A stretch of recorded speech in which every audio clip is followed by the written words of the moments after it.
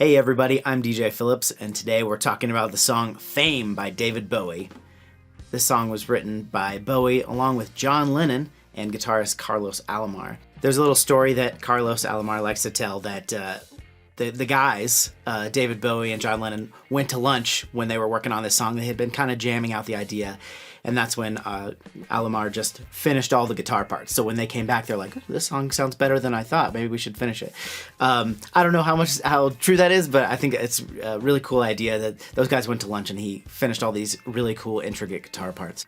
This is a really great example of a lot of really cool things, some cool studio tricks. There's some cool tape things that happen, reversing the guitar at the very beginning, some interesting vocal stuff with the vocals. They use tape and math to make the vocals go down many octaves later in the song.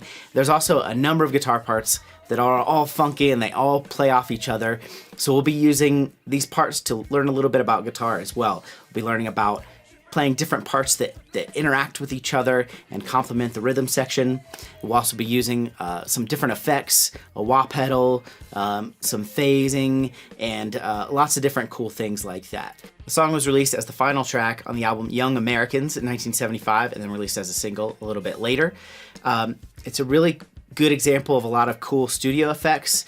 There's some interesting reversed tape sounding, some tape manipulation to get some cool pitch effects, some really cool interesting things. There's also, it's a great example of many different guitar parts interacting together and also complementing the rhythm section, which is just back there grooving.